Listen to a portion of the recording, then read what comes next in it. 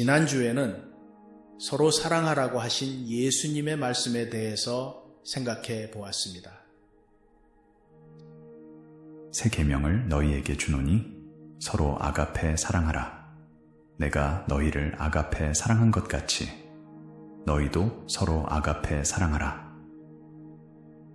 너희가 서로 아가페 사랑하면 이로써 모든 사람이 너희가 내 제자인 줄 알리라. 예수님은 토요일 예배를 드리느냐, 주일 예배를 드리느냐, 그것으로 인해 세상 사람들이 우리가 예수님의 제자인 줄 알 것이라고 말씀하지 않으셨습니다. 우리가 먹는 음식으로 인해 세상 사람들이 우리가 제자인 줄 알 것이라고 말씀하지 않으셨습니다. 침례 혹은 세례, 그런 것으로 인해 세상 사람들이 우리가 제자인 줄 알 것이라고 말씀하지 않으셨습니다. 한번 구원을 받은 사람은 무슨 짓을 해도 구원을 잃어버릴 수 없다, 아니다, 이런 것으로 인해 세상 사람들이 우리가 제자인 줄 알 것이라고 말씀하지 않으셨습니다. 예수님이 말씀하시는 단 하나의 테스트는 우리가 서로 아가페 사랑을 하느냐 아니냐에 달려 있습니다. 교회도 마찬가지입니다. 왜냐하면 건물이 교회가 아니고 바로 우리가 교회이기 때문입니다. 설교가 짧아서 좋다, 찬양이 좋다, 점심 식사가 좋다, 헌금 강요하지 않아서 좋다. 사람들은 이런 것들로 실로암 교회가 예수님의 교회인지 아닌지 판단하지 않습니다. 정말 사람들의 마음속에 원하는 것은 교회에 우리가 사랑이 있는가 없는가입니다. 지난주에 사랑에 대한 설교 후 어떤 분이 이런 질문을 했습니다. 사랑을 하라고 해서 나름대로 정말 열심히 노력했는데 만약에 그 사람이 도대체 반응이 없으면 어떻게 합니까? 열을 주면 그래도 두셋은 돌아와야 하는 거 아닌가요? 여러분은 어떻게 생각하십니까? 예수님이 바라는 사랑은 그래서 아가페 사랑, 즉 아무 조건이 없이 주는 사랑입니다. 그런데 예수님은 그렇게 말씀하셨어도 우리는 또 인간이기에 끝까지 사랑하는 것은 쉽지 않습니다. 아니, 불가능합니다. 천하에 베드로도 예수님이 나를 아가페 사랑하느냐고 물어보셨을 때 끝까지 필리오 사랑을 한다고 솔직하게 고백을 했습니다. 그래서 예수님도 세 번째는 그래 필리오 사랑이라도 실천을 하라고 말씀하셨습니다. 그래서 베드로는 필리오 사랑이라도 꾸준히 실천을 하다가 결국은 순교로 아가페 사랑을 이루었습니다. 척하는 것도 끝까지 하면 진심이 된다고 언젠가 제가 말씀드린 적이 있습니다. 혹시 압니까?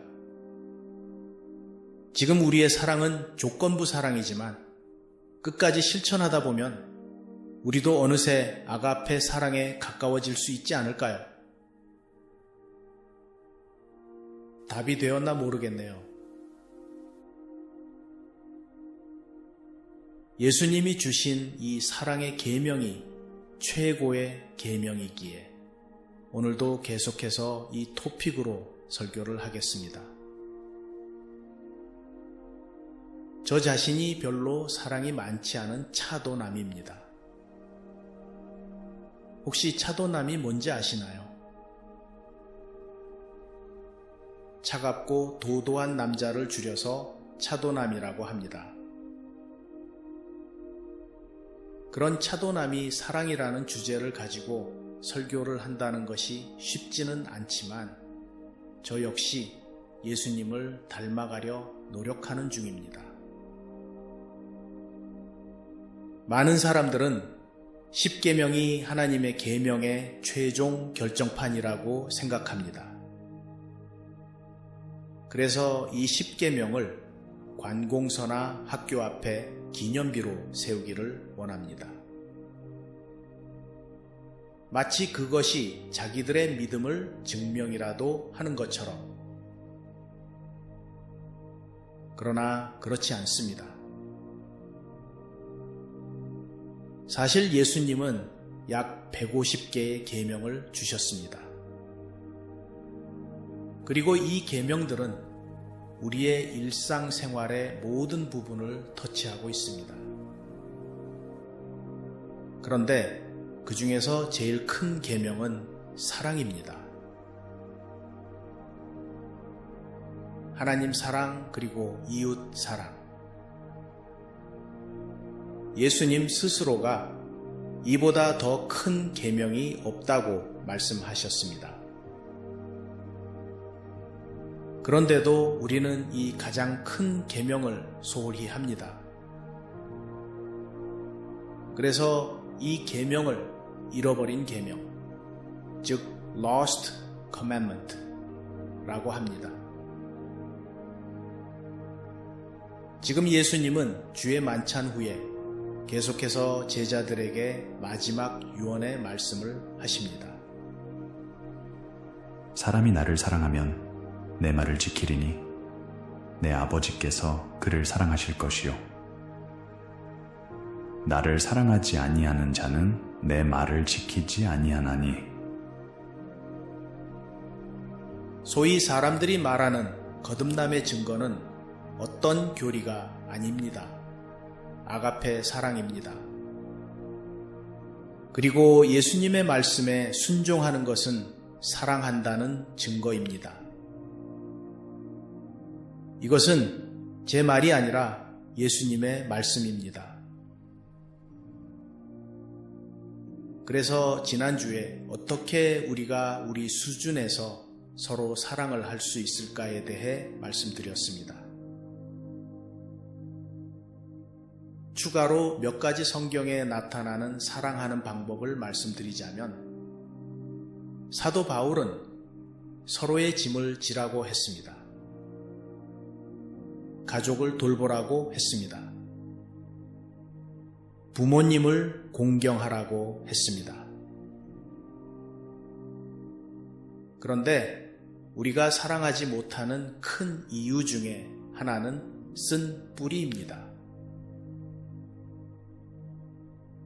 예수님의 말씀대로 사랑을 하려고 하다가도 이 쓴 뿌리가 생각나면 하기가 싫어집니다. 물론 쉬운 일이 아닙니다. 예수님을 영접했다고 하루아침에 우리 모두가 성인군자가 되는 것은 아닙니다. 여기에 성화의 과정이 필요합니다.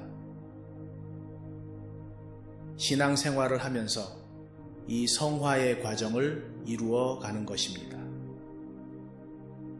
이 성화의 과정에 예배가 있고 예배 가운데 회개의 시간이 있습니다.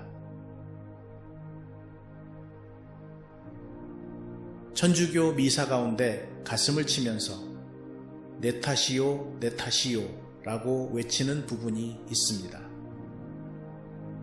물론 별 의미 없는 하나의 의식으로 지나갈 수도 있지만 언젠가는 진짜로 그것이 내 고백이 될 수도 있지 않을까요? 우리 개신교에서는 내 탓이요, 내 탓이요 라고 외형적으로 하지는 않지만 그래도 회개의 시간에 마음속으로 사람들과의 관계가 나빠진 것은 내 탓입니다 라는 고백이 담겨 있었으면 좋겠습니다. 그런데 이 고백 가운데도 쓴 뿌리가 여전히 남아 도저히 용서할 수가 없는 경우가 많습니다. 그렇지만 우리 노력해 봅시다. 저는 구약에 나오는 요셉의 이야기를 읽으면서 왜 요셉은 형제들에게 자기의 얼굴을 감추고 몇 번이나 잡았다가 놓아주었다가 하는지 이해가 가지 않았었습니다. 물론 다 아는 이야기라 생각하지만 옛날 이야기는 자꾸 들어도 들을 때마다 좋고 특히 성경 이야기는 자주 되풀이해서 마음속에 새겨져야 하니까 요셉에 대한 옛날 이야기를 하겠습니다. 이스라엘의 12지파는 야곱의 12 아들로부터 시작되었습니다. 야곱에게는 아내가 4명이나 있었습니다. 둘은 서로 자매지간이고 나머지 둘은 그 자매들의 종들입니다. 이들이 서로 시기하여 아이들을 낳기 시작했는데 12명이나 낳았습니다. 그 4명의 아내 중에서 야곱이 제일 사랑했던 아내는 첫사랑 라헬이었습니다. 라헬은 오랫동안 아이를 낳지 못하다가 마지막으로 요셉을 낳고 그의 동생 벤자민을 낳다가 죽었습니다.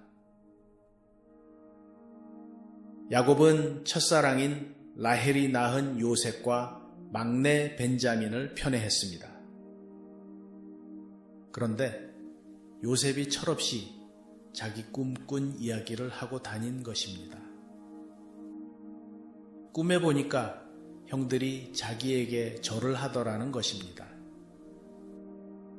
그래서 형들이 요셉을 많이 시기했습니다. 그래서 기회가 왔을 때 요셉을 구덩이에 던져버리고 죽일 생각을 했습니다. 그때 그래도 유다가 죄를 지으면 안 된다. 차라리 저 애굽에 가는 상인들에게 노예로 팔아버리자는 제안을 해서 애굽에 노예로 팔려갔습니다. 거기서 갖은 고생을 하면서 청년으로 성장했고 하나님의 도움으로 인해 애굽의 총리까지 되었습니다. 그러나 그의 형제에 대한 쓴 뿌리가 마음속 깊이 자리 잡고 있었습니다. 그러다가 야곱이 살고 있는 가나안 땅에 흉년이 들어 형제들이 곡식을 사러 애굽에 내려옵니다. 요셉은 형들을 한눈에 알아보았음에도 불구하고 모르는 척하면서 몇 번을 풀어주었다 다시 잡아들였다 합니다. 가나안 땅에서 애굽까지 한 번 오는데 2주일 정도 걸리니까 이 기간이 아마 한 2달은 걸렸을 것입니다. 마지막 야곱과 모든 가족이 내려왔을 때 요셉은 더 이상 참지 못하고 눈물을 흘리며 형들을 영접했고 그들을 용서했습니다. 무슨 이야기입니까? 요셉의 마음속에 자리 잡은 쓴 뿌리를 극복하는데 2달이 걸렸다는 말입니다. 아니 어쩌면 20년이 넘게 걸렸을지도 모릅니다. 우리 마음속에도 쓴 뿌리가 있습니까? 예수님이 말씀하십니다. 예물을 드리기 전에 껄끄러운 친구가 생각나거든. 예물을 내려놓고 먼저 가서 화해를 한 후에 예물을 드리라. 화해는 용서와 사랑, 하나님의 말씀에 순종 그리고 교제를 전제로 합니다. 쓴 뿌리를 해결하고 예배를 드리라는 말씀입니다. 바울 사도도 해가 지도록 분을 품지 말라고 권고합니다. 용서할 사람을 용서하고 미워하지 말라는 말입니다. 물론 쉽지 않습니다. 그러나 우리는 매주 회개의 시간을 통해서 쓴 뿌리를 제거하려고 노력하는 것입니다. 혹시 내 마음속에 쓴 뿌리가 있는지, 그래서 누군가 미워하는 사람이 있는지 내 마음을 살피는 것입니다. 그리고 나 자신도 다른 사람에게 쓴 뿌리의 원인을 제공하지 않았나 되돌아보며 회개하는 것입니다. 이렇게 우선 하나님 앞에 고한 다음에 우리는 서로 인사를 합니다. 특히 우리는 Peace be with you 라고 인사를 합니다. 관계가 깨어졌던 사람들에게 찾아가서 Peace be with you 라고 말을 건넵니다. 그러나 이것은 그냥 빈말이 아닙니다. 이제는 쓴 뿌리를 해결했으니 당신과 나 사이에 평안이 있을지라 하고 선언하는 것입니다.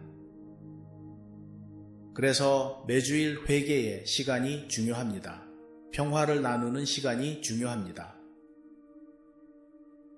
하루아침에 되지 않더라도 노력하시기 바랍니다. 용서할 힘을 달라고 하나님께 구하시기 바랍니다. 로또 당첨하게 해달라는 기도는 안 들어주실지 몰라도 이런 기도는 하나님이 잘 들어주십니다. 끝까지 척이라도 하다 보면 그것이 진실이 되리라 믿습니다. 기도하겠습니다.